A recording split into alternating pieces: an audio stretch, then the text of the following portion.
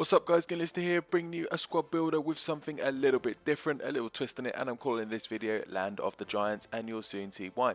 So what we've got here is the tallest possible 4-3-3 team in Ultimate Team. So what I've done is I've used Foothead as the resource for telling me who's the tallest player in each particular position, and what I've simply done is I've filtered them down by height. I've gone to each position, filtered down by height, and then picked the top person from each one. So if you think that there's a player taller than the ones I've got, then it's down to Foothead, and I will apologise for that in advance, but I am trusting them that their stats are very accurate, and I'll put something on the screen so you can see the players there. So this team, as you can see, only has 35 chemistry and is rated 66. So we've just got some random silver and bronze players on the bench, and you can see that it's going to be a struggle to play with it, but the idea is to try and win the Champions Cup. So you've got that as the single player, or rather the online tournament. So I'm going to try and win that with this team. It looks like it's going to be a struggle, so let's get into the team and we'll have a look at the goalkeeper. This guy is the tallest overall player in the squad at 6'10". You know, he's only got 25 speed. He's going to struggle really with that. I'm not expecting him to get down to those low balls in the corner. But, you know, if the ball's going towards the top corner, or he should never get chipped, basically. That's what you're going to expect from this goalkeeper. So let's go to the right back. And we've got ourselves Mikhail Kovacevic, 6'4", that's not bad for a fullback, but again you can see only 68 pace and he's bronze. 35 shooting is awful, but you know, you're not really going to expect your fullbacks to be shooting there. 56 dribbling, he just looks like he's going to be really awkward to use. 2-star weak foot, 2-star skill moves.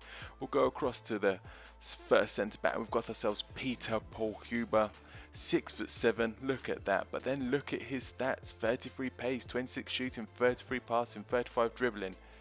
At least he can head a ball. That's all I'm going to say about that, and he should do it 6'7", to be fair. The next centre back we've got is Rob Jones, 6'7" again, but again he suffers from the lack of pace, dribbling, shooting and passing. Seems to be a disease for these tall defenders, and yep, you know, well, hopefully he'll be a little bit more useful, but it's hard to say. 3-star weak foot, 2-star skill moves, but I'm sure you're seeing a trend here. These guys are tall, but that's pretty much all they've got in their list of assets. So we've got ourselves a left back, Marek Waziluk, if that's how you pronounce it, 6'5". You know, got low attacking work rate, medium defensive work rate, 48 pace, 40 dribbling, 45 shooting. It's going to be painful using that defense. Let's go to the first of the centre mids. At least we've got like a couple of silvers and a gold in here, and we've got ourselves Stefan Gislason. He is 6'5", medium work rates, right-footed, 3-star weak foot, 2-star skill moves, 49 pace, 57 shooting, 58 passing, 53 dribbling. This could possibly be the slowest possible squad builder the way this is looking at the moment.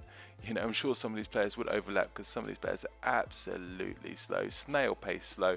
We come to our cam anyway. We've got ourselves Alexander Meyer, 6'5". I was relieved to find a gold player in there. You know, it's very rare when you filter him by height. And you've got yourself medium work rates, right-footed, 2-star weak foot, 3-star skill moves.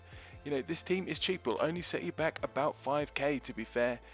I'm not sure how many of you are going to build it, but you never know. So have a look at this. We've got ourselves the final centre mid position. We've got Orlando Engelar, 6'6", medium work rates, left-footed, 3-star weak foot, 2-star skill moves, and 32 pace. Yes, 32. Oh my days, this is going to be painful. 62 dribbling. At least the others are relatively, you know, reasonable for a silver player. So we go to and we've got two bronze wingers. So we go to the first one, Gavin Brennan, 6'4", medium work rates, 3-star weak foot, 3-star skill moves, 71 pace this time, not so slow, but he struggles everywhere else. You know, everything is in below 60, so that's really going to be a struggle using him, but he is discard value. We'll go across to the right wing as well, and we've got ourselves here Turgrul Irat, or that's how I'm pronouncing it for this video. 6'4", medium work rates, 3-star weak foot, 2-star skill moves, right-footed, and he's a bit more average, just a typical bronze there. A few 60s, few 50s, nothing particularly special. And we get ourselves to the premier player of the squad. He's going to be the captain, I'm sure. He'll be wearing the armband. 78 rated striker. Look at that, 77 pace, 70 dribbling, 72 shooting, 78 heading. Nothing that special, but he is the tallest outfield player at 6'8", high attacking work rates, low defensive work rate. He's got the perfect, you know, where it's for a striker. 3-star weak foot, 3-star skill moves. And you know, he's the most expensive player as well, but that's because I bought him with the Hunter chemistry style. So what I've done is I've added the I've added the chemistry traits. It's given that little bit of a boost. But as you can see there is no great links. The only links that have been benefited is from having the Belgian manager in the Belgian league that gives the keeper and the midfielder chemistry of 4. Everyone else has got chemistry of 3, so that's absolutely awful. As well, you can see by the fact that there is 11 different nationalities in this squad. Not 2 players in there in this team rather keeps the same nationality, so it's going to be a real challenge. So let's see if I win the cup. Wish me luck. This epic journey taking our Giants into battle in the Champion Shield. All I can do is pray for a miracle from EA. Hopefully I'll come up against one of those squads with just like hardly any chemistry, but no, it wasn't going to happen. 100 chemistry there, as you can see, 78 rated. A full BBVA squad, not the greatest, but Carlos Vela, Mascherano, Miranda. But we start off with a corner, the ball comes in, and look at that, straight away in the first game we get ourselves a goal with Traore. Absolutely outstanding there. This is what the team was built for, a set piece, and then like him, 6'8", tallest outfield player there. The defender jumped with him, did not stand a chance. So I was thinking, oh, you know what, we've got off to a great start, we're going to hold on here, all we need to do is hold on for the win. But of course, the problem is, as you saw when I went through all the players individually, this defense is so slow. It's horrendously slow, and because of that, when like the attackers are coming at you, they're countering, you just can't get anywhere near them. So you've got like, you know, this could have well been the slowest squad builder because that defense was ridiculous.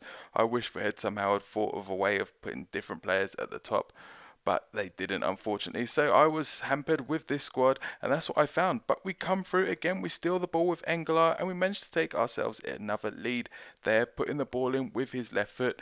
Poor defending from him gave me the opportunity to counter and score. The only problem with this team is that it was really hard to build attacks. So hard because the players were that slow.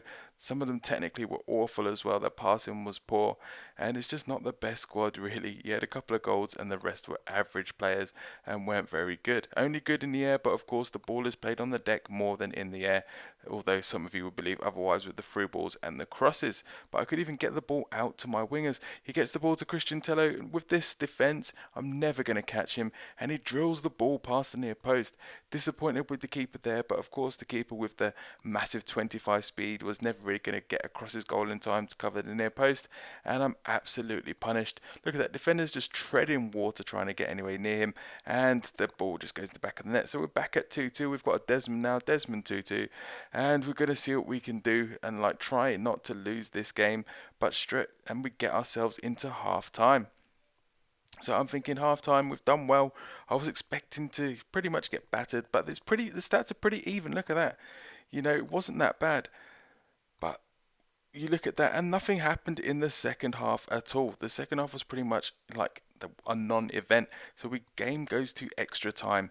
So I'm thinking, right, extra time here. My players are going to be absolutely knackered now. This is not what you want with a team that you're struggling to build attacks with. And look at this. This is bullshit. This is like horrendous. This is what I hate about the game. How on earth has the tallest possible team like conceded a goal at a set piece? And look at that guy. He probably only looks about what 5'8" or something stupid like that. He doesn't look tall at all, and he manages to win the game in extra time with a header of all things. So we crash out of the tournament at the first go. But of course, give ourselves a second go. We're going to go into it again. One more try. You know, let's not give up first time. We were unlucky. We got ourselves the extra time. We actually competed in the game. It was so hard to build attack. So we come against Sheffield Villa, and my heart sank when I saw this squad. Again, 79 rated, 100 chemistry, like a decent French squad. Look at that. Nzogbia, Diaby, Gomes, Brubiani, Sissoko, you name it. There's just decent players all throughout, decent goal players. And of course, the ball comes to Sissoko. Like, my defender puts in a challenge, doesn't get anywhere near him, and Brubiani's there on the far post. Look at that. Even when I thought I'd actually got a foot in to win the ball back, no, it didn't happen again. So we're now down 1-0 to Sheffield Villa. What sort of team name is Sheffield Villa, really? I do not know. But that's down to him, and he can talk what he wants with his team name, because basically he just handed me the D in this game. I didn't get anywhere near him. It wasn't the first game where I competed. Look, what am I doing there? The keeper pulls off a save, parries it straight out, and again, Brubiani is there. I was sick of seeing this guy's face in this game. He was just destroying me. When you've got quick players against this team in particular, you just can't get anywhere near them. So this guy comes in again, and look at that bullshit. Look, Gomis in the air. My defenders just standing there. I think their heads are gone by now. They were thinking about what they were going to do after the game, maybe what they're going to do with each other in the shower room. I don't know what they were thinking, but they were not thinking the right things, and that was the worst possible thing that could happen. Look at that keeper there, 25 speed, could not even get down to save that when he should have saved it. Even like a toddler would have saved that shot. It was that slow. But no, he did not save it at all. So we're 4-0 down. We're just getting absolutely destroyed. It was so painful to play with this team. It's so hard to create. You would not believe how bad this team was to play with. But I couldn't even get to use the attributes. I only had like a couple of shots. But we do manage to get ourselves an attack. We get through with Traore, and the ball bounces out to Maya, who manages to put the ball into the open goal. So that was it. At least we're winning the second half. That's something. At least I had a moment to score a goal, which is always nice, because if you're getting destroyed and you don't even score, then that's just a waste of time, especially on FIFA when there's so many scoring opportunities. So we do get a goal in the second game, but it was just painful. The worst thing is that the wingers were so poor, and the centre midfielders, not Maya, but the other two, and the defenders were poor as well, that I just could not get a passing game going or anything to win the ball back. And literally this guy would just dance around my players. They didn't have the pace to catch up with him. And again, look, Alessandrini just puts the ball into the back of the net. So we find ourselves 5-1 down. And that's pretty much how it finishes. I managed to hold on without conceding another goal, which was pretty impressive. So that's it, guys. We crashed out twice. What can you do, eh? Well, there you go. Played 2 games, tried to win the Champions Cup twice, and failed both times at the first attempt. It wasn't a surprise, to be fair. Do I recommend you use this squad? And the answer is no. Definitely don't experiment with this. Like, if you do it the same way that I did it, by selecting the top players, tallest players from each position from foothead, then it's not going to work, because the chemistry is absolutely awful. The team is so slow that you're just going to get like completely destroyed when you play with it. And even if you do struggle for a win, it's going to be absolutely painful to play with this squad. So that's it. I hope you enjoyed this video. If you do, leave a like below, comment, subscribe, and thanks for watching.